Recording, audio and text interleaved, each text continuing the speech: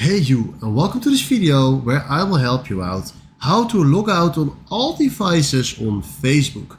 Alright, let's go. First tap on menu and from here tap on the wheel right in the top. Then from here tap on see more in account center and from here tap on password and security. Then tap on where you logged in and from here you can see all your meta accounts where you logged into.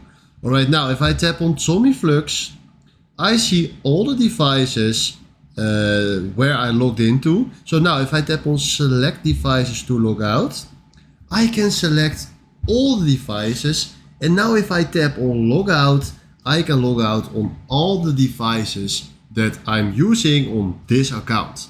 Alright, I want to use my Facebook right now, so I won't do it. But if you want to delete all your users on your account, tap on logout now.